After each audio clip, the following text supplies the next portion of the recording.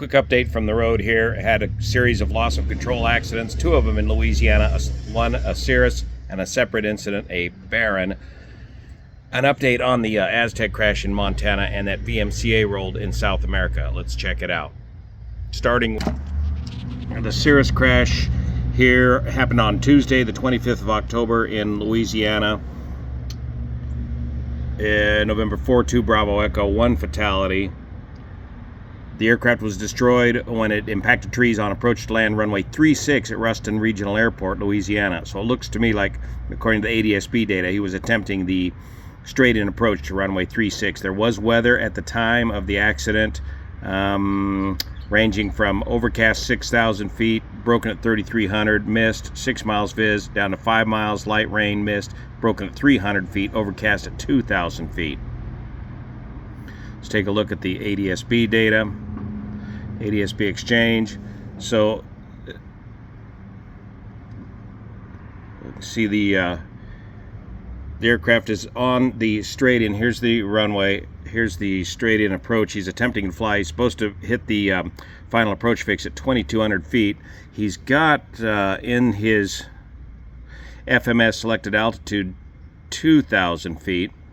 I assume the autopilot was on for this portion of the approach, but then as soon as he commences the approach, he drifts left, of course, right, of course, then does a sharp 180 to the right, a 180 to the left, and then a 180 to the right, varying in altitude and airspeed. And towards the last couple of data points here, he really loses control of the aircraft, speeds up to 180 knots, and then starts a massive descent, 6,784 feet per minute. So this is, to me, this looks like spatial disorientation, CFIT into the ground. He didn't stall it or spin it. This is spatial disorientation and a high-speed dive into the ground.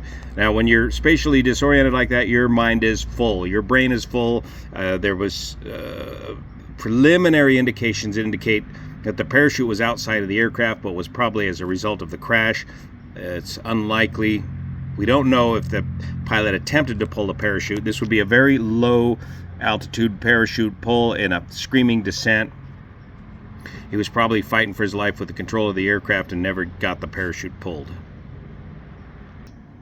Next up, the Beach Baron, also in Louisiana, November 1-6 Papa Victor, 3 fatalities, 3 folks on board. Come out of Houston and was attempting to land in a 2,000-foot long grass strip. Now, this is something I would not recommend in a Baron. When I had the Cessna 310, I limited myself to 3,000 feet of pavement in handling that airplane. The Baron was substantially damaged when it impacted terrain northwest of Lafayette, Louisiana. So let's look at this airstrip that they were attempting to land at, Stafford Landing Strip, Canton, Louisiana. First, the ADS-B data. This one is a classic stall, possible flat spin, but a stall. He overflies the grass airstrip located right about here at 110 knots, 1,400 feet, 1,200 feet, and the airspeed just continues to decay. 107 knots, 98 knots, 92 knots, 96 knots, and look at that, right down to 75 and 60 knots, still at 675 feet or so GPS altitude. There is a main airport in Lafayette located over here, but these guys were attempting to get into this grass strip right over here. I think there's a picture in this news article. Nope, stand by. Yeah, there's a picture here. Is the grass airstrip, only 2,000 feet long. I would not ever recommend taking a Beach Baron into a 2,000-foot long grass strip with 3 of your buddies, and the crash site was over here. So it looks like they overflew the grass strip and for whatever reason stalled the Baron in over here.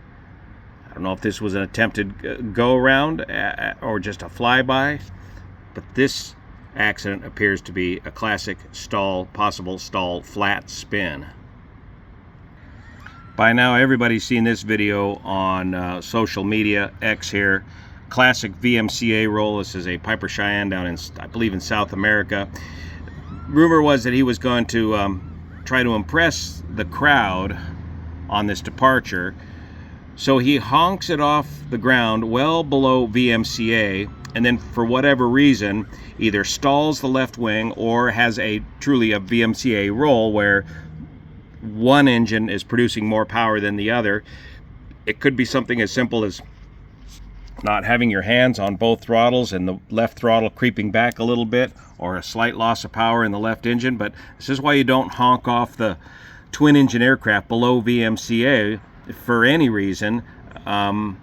You've got to fly these aircraft, especially the Cheyenne, by the numbers, and you've got to rotate at rotate speed, accelerate in ground effect, get your blue line airspeed right away before you commence to climb out. I see a lot of twin engine owners trying to max perform their takeoff and climb out at or below VMCA, and you're just asking for it. VMCA means you don't have enough speed over the rudder to counteract an engine failure, and the aircraft will simply roll over on you just like that if you should lose an engine. Don't do that. And finally, a quick update on the Aztec in Montana. That aircraft did have boots, a complete set of de-ice boots, and I believe a hot prop, and it's beginning to sound like he did not have turbochargers in that Aztec aircraft. So these de-ice boots are not FICI qualified material for this aircraft.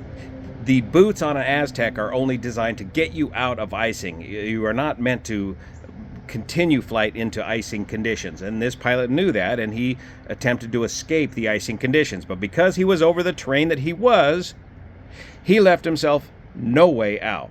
Absolutely no way out. Whether it was icing conditions or an engine problem, especially if it was an engine problem, you always have to plan your flights in these light twin engine aircraft so that you always leave yourself a way out. You cannot be occupying terrain that is higher than your safe single engine service ceiling of your aircraft. You have to always have a planned way out. I used to fly Beechcraft Barons, turbocharged pressurized Barons for the Forest Service on firefighters, and we were constantly flying above our safe single engine, our service ceiling for our aircraft because of the density altitudes on the fires, and we're always flying at blue line speeds, very slow speeds. So we always plan to leave ourselves a way out. Had this pilot altered his route and just flown along the highways, along the airports located along the highways in Montana, he would have given himself a way out. He was a very experienced pilot.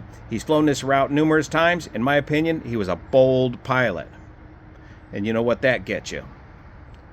Thank you so much for your support of this channel, especially the folks over on Patreon. Thank you for your support. See you here.